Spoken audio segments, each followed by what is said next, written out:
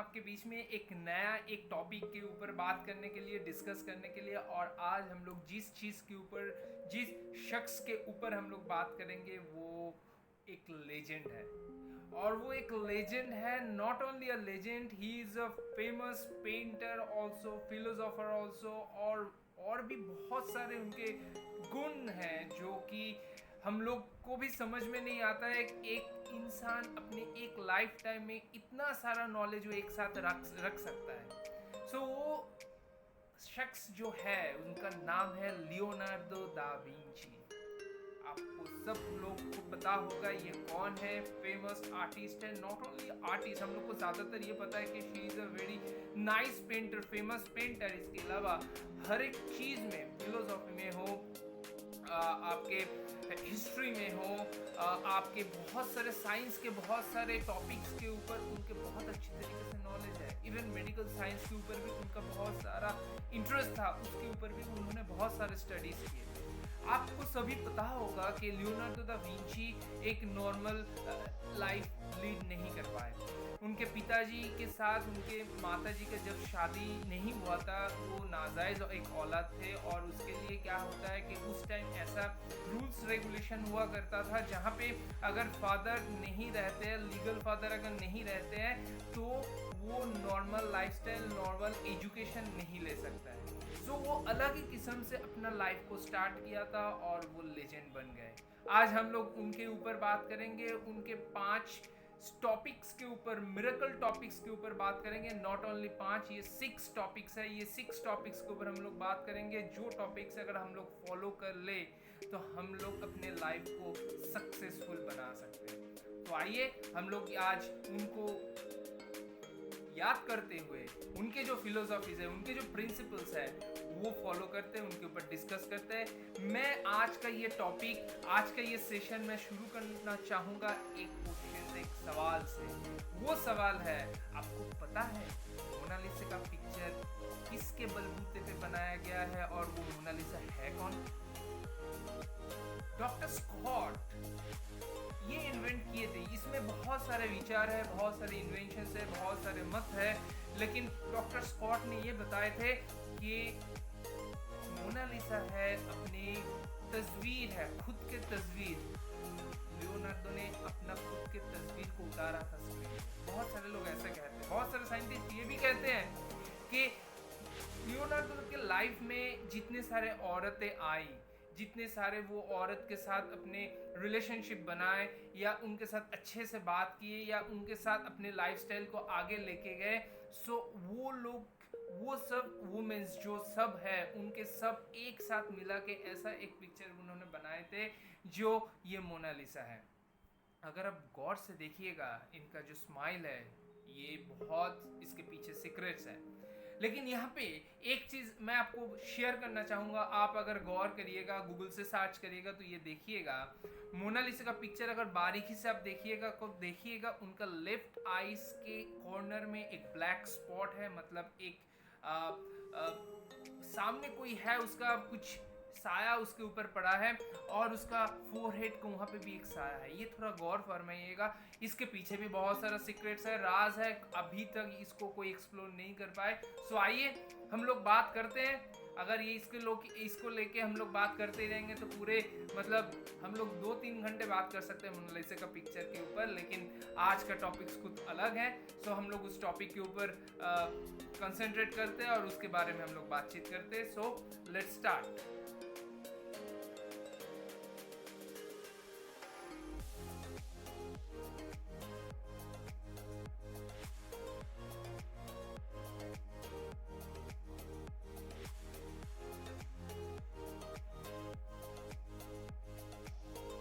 So how to think like Leonardo da Vinci? We will be discussing about 6 amazing principles which can make our life extraordinary. हम लोग आज 6 principles के ऊपर बात करेंगे Leonardo da Vinci के, जो हम लोग के लाइफ को एक्स्ट्राऑर्डिनरी बता सकता है। सो आज मैं कुछ ऐसा लैंग्वेज यूज़ करना चाहूँगा या करूँगा जो कि लियोनार्डो खुद यूज़ करते थे। Sfumato, what is sfumato? It's hazy. क्या है, we should not take any decision spontaneously. हम लोग को कोई भी डिसीजन या कोई भी लास्ट जो मत है या लास्ट जो डिसीजन होता है या कोई भी अपने जो फैसला होता है, वो फैसले में आने के पहले उस चीज़ को बारीकी से देखना चाहिए, उसका पर्सपेक्टिव अलग होना चाहिए। Need to explore different perspective. एक चीज़ हम लोग को जो दिखाई दे रहा है वो नहीं भी हो सकता है। Whatever we are watching that may not be true. So for that reason क्या हो सकता है कि हम लोग को कोई भी चीज़ फैसले लेने के पहले हम लोग को बारीकी से देखना पड़ेगा, उसको एक्सप्लोर करना पड़ेगा, पर्सपेक्टिव को डिफरेंट पर्सपेक्टिव में देखना पड़ेगा और उसके बाद हम लोग डिसीजन ले सकते हैं। So this is very important, this is very very very important to before taking any decision we need to explore that, inquire that, investigate that, then only we should take any decision। ये हम लोग के life में भी same है। Life में भी हम लोग अगर कुछ डिसीजन लेने वाले हैं या लेते हैं तो उसका कंसिक्वेंस क्या हो सकता है, उसका इम्पैक्ट क्या हो सकता है, ये सब सोचना पड़ेगा। पोस्ट इफेक्ट्स क्या हो सकता है, प्राइमरी इफेक्ट्स क्या हो सकता है, ये सब सोचने के बाद हम लोग को ये डिसीजन लेना पड़ता है। सो हेजीनेस रख के अगर कोई भी डिसीजन लीजिएगा तो वो बहुत हार्मफुल हो सकता है, उसका कंसिक्वेंस बहुत खराब हो सकता है। सो क्लियर योर विजन कुछ भी करने के पहले। नेक्स्ट क्यूरियोसिटी या क्यूरियोसिटी जो है उसका क्यूरियोसिटा हम लोग कहते हैं। सो उसका मतलब है curiosity. Eagerness for learning should be present. ये हम लोग को लाइफ में हर टाइम होना चाहिए। हम लोग को माइंड सेट हर टाइम ओपन रहना चाहिए, सीखना चाहिए स्टूडेंट की तरह पूरे लाइफ में। जैसे हम लोग स्कूल कॉलेज में हुआ करते थे, जब भी हम लोग के पास कुछ भी आना पड़ता था या कुछ भी होता तो हम लोग क्या करते थे, हम लोग उसको सीखने के पहले जब भी क्लास में जाते थे या कुछ भी करते थे तो हम लोग पहले उसको सीखते थे। और सीखने के लिए क्या करते थे, सीखने के लिए माइंड को ओपन करते थे। ठीक उसी तरीके से हम लोग को ये सीखना है, हम लोग को पूरा लाइफ में सीखना है। ये लाइफ इज अ क्लासरूम। हम लोग को डेली बेसिस पे कुछ ना कुछ सीखने को मिलता है, वो सीखना चाहिए और उसके हंगरनेस होना चाहिए, सीखने का हंगरनेस होना चाहिए। न्यू डायमेंशंस ऑफ एनीथिंग, कुछ भी अगर आपके लाइफ में आए तो उसको डिफरेंट डायमेंशन से सीखिए और उसको लाइफ में इंप्लीमेंट करिए। इससे मजा आप लाइफ में और कुछ नहीं हो सकता। इसी को ही कहते हैं लाइफ को जीना। कुछ भी अपॉर्चुनिटी है उसको डिफरेंट डायमेंशन से एक्सप्लोर करिए और उसके साथ चलिए। सो वो लाइफ में आपको एक अलग ही एक्सपीरियंस देगा। Exploring of different aspects of life, nature and many more. Definitely सिर्फ आपको हैप्पीनेस नहीं देगा, आपको प्लीजेंट भी नहीं करेगा, आपको सेटिस्फाई करेगा। आप अपने लाइफ के साथ सेटिस्फाई रहेंगे, बहुत हैप्पी रहेंगे और ये बहुत ही इंपॉर्टेंट है, हैप्पी रहना, सेटिस्फाई रहना।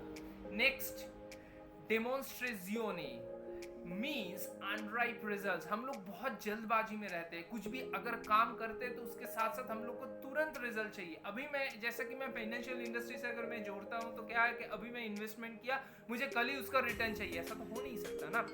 अगर कुछ भी आप करते हैं, अगर आप एक बीज बोते हैं तो उसमें अच्छे से उसको प्लांट होने में, बड़ा ट्री होने में, उसको फूल और फल देने में टाइम तो लगेगा। जिस दिन उसमें फूल और फल आएगा तब हम लोग उसको चेरिश कर पाएंगे, लेकिन तब तक उसको टाइम देना पड़ेगा, टाइम टू टाइम उसमें पानी देना पड़ेगा, अगर उसमें कुछ भी मिट्टी सही से देना पड़ेगा, सब कुछ देना पड़ेगा, तब जाके वो होगा। उसी तरीके से हम लोग कुछ भी अगर असाइनमेंट हम लोग लेते हैं, वो असाइनमेंट के लिए हम लोग को पहले उसके ऊपर एफर्ट देना पड़ेगा, ऑनेस्टली फोकस करना पड़ेगा, प्लानिंग करना पड़ेगा, प्लानिंग के साथ आगे बढ़ना पड़ेगा, कंसिस्टेंटली वो करना पड़ेगा, तब जाके उसका रिजल्ट आएगा। इसीलिए कहा जाता है कि giving our best efforts. Continuously आप इसको करते जाइए, फोकस करके उसको करते जाइए, प्लानिंग करिए पहले प्रॉपर, उसके बाद गोल सेट करिए और गोल सेट करने के बाद उसके साथ कंटिन्यूअसली चलते रहिए, रिजल्ट अपने आप आएगा और वो रिजल्ट जब आएगा आप डेफिनेटली चेरिश करेंगे। So you should follow this. Next, sensazione means 5 sense organs को फुल तरीके से, अच्छे तरीके से उसको यूटिलाइज करना। We need utilize each organs. हम लोग के 5 ऑर्गन्स है, वो 5 ऑर्गन्स को ईच अच्छी तरीके से उसको एक्सप्लोर करना है, उसको यूज करना है। भगवान ने हम लोग को ये ऑर्गन्स इसीलिए दिया है, परमात्मा ने इसीलिए दिया है कि उसको यूज करे और लाइफ में बहुत अच्छी तरीके से सक्सेसफुल हो। This enhances the brain power and focus. अगर हम लोग बहुत कुछ भी चीज़ हो बारीकी से अगर फील करे, एक्सपीरियंस करे और उसके ऊपर कंसंट्रेट करे, तो उससे हम लोग का ब्रेन पावर एंड फोकस बहुत ज़्यादा बढ़ता है और शार्प कॉन्शियस माइंड बहुत ज़्यादा स्ट्रांग होता है। We have give a value to our every activity. हम लोग कुछ भी करते हैं लाइफ में, छोटा काम हो बड़ा काम हो, उसको वैल्यू देना चाहिए। अगर हम लोग अपने खुद के एक्टिविटी को वैल्यू नहीं देते हैं तो दूसरों का एक्टिविटी को हम लोग वैल्यू नहीं दे पाएंगे। सो उसमें वैल्यू होना चाहिए, वैल्यू देना चाहिए, उसको क्या करना चाहिए, रेस्पेक्ट करना चाहिए। सो ये 5 ऑर्गन्स के साथ साथ अपने खुद को भी, अपने खुद का एक्टिविटी को भी वैल्यू करना चाहिए, रेस्पेक्ट करना चाहिए। Artisans study of art of science. यहाँ पे मैं एक जो उन्होंने कहा था, लियोनार्डो ने कहा था, lefties has a maximum active right brain. मेरे कुछ फ्रेंड्स हैं, मेरे कॉलेज की कुछ फ्रेंड्स हैं, जैसे वर्षा हुआ या और भी बहुत सारे फ्रेंड्स हैं जो कि लेफ्टिस्ट है। They always they are having their active right brains, they are very much they are very much using imagination and creativity. She was very much creative, she was very much good imaginative, and she very much successful as well. So that's why क्या होता है कि right brains are using for imagination and creativity. वो लोग बहुत creativity करते हैं, imagine करते हैं. Left brains are using for reasoning and logics. They are reasoning and logic. जो mathematician है, statisticals है, वो लोग left brains को ज़्यादा use करते हैं. Need to study art of the science and science of the art. कुछ भी अगर हम लोग करते हैं, आर्ट करते हैं, क्रिएटिविटी के थ्रू करते हैं या कुछ भी करते हैं, तो हम लोग को बैलेंस करना पड़ेगा। यहाँ पे लियोनार्डो दा विंची ये कहना चाहते हैं कि दोनों ब्रेन्स को बैलेंस करना पड़ेगा और ये बहुत बड़ा प्रैक्टिस है। ये प्रैक्टिस आप अगर फॉलो कर पाएंगे तो आप लाइफ में कुछ भी कर सकते हैं। आपकी मेमोरी, अपनी ब्रेन को अगर आप कंट्रोल कर पाएंगे तो आप लाइफ में कुछ भी कर सकते हैं। सो लेफ्टिस्ट भी लेफ्ट ब्रेन्स को यूज कर सकता है, राइटिस्ट भी राइट ब्रेन्स को यूज कर सकता है, और ये दोनों का बीच में बैलेंस मेंटेन करके वो अपना art of the science and science of the art को इनरिच कर सकता है। सो यू शुड फॉलो दिस। और ये सिर्फ फॉलो करने से नहीं चलेगा, इसको प्रैक्टिस करना पड़ेगा, तब जाके आपको होगा, ये इम्प्लीमेंट करना पड़ेगा। और मैं एक चीज बार बार बोलता हूँ मेरे हर एक सेशन में कि ये जो आपको नॉलेज मिल रहा है ये नोट डाउन कर लीजिए, क्योंकि आधा एक घंटा बाद इस सेशन के बाद आप भूल जाएंगे, क्योंकि हम लोग के दिमाग है बहुत बड़ा बेईमान। वो उसको जितना कहा जाता है उतना ही वो करता है और उसके दिमाग में कुछ रहता नहीं है उसके पास।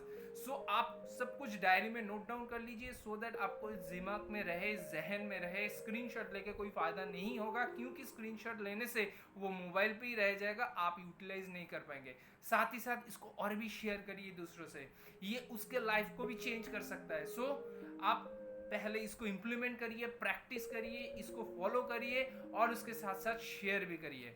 नेक्स्ट, कॉर्पोरलिटा, ये लास्ट है बट नॉट द लीस्ट। इसमें कहा जा रहा है कि हेल्थ एंड फिजिकल फिटनेस, इसका मतलब है health tips needs to follow. आपका हेल्थ है सबसे बड़ा वेल्थ। आप अगर सही रहेंगे, सुस्त रहेंगे, तरताज़ा रहेंगे, फिट रहेंगे तो आप लाइफ में कुछ भी कर सकते हैं। लेकिन अगर आप नहीं रहेंगे, अगर आप हर टाइम अनवेल रहेंगे तो आप लाइफ में कुछ नहीं कर सकते। सो हेल्थ टिप्स को फॉलो करना है, हर टाइम हेल्दी रहना है और एक्सरसाइज करना है, और भी बहुत सारे जो योगाज है उसको फॉलो करना चाहिए, हेल्थ को सही रखना चाहिए। उसके साथ साथ क्या होता है, ये सब फॉलो करने से digestion problem, immunity system, organs का हर कुछ प्रॉब्लम सब सही रहता है। साथ ही साथ आपको कुछ सप्लीमेंट्स भी लेना पड़ता है, क्योंकि फूड हैबिट्स हम लोग का बहुत खराब है। यहाँ पे वो ये भी कहा गया है through Leonardo da Vinci, need to eat healthy good food but less in quantity.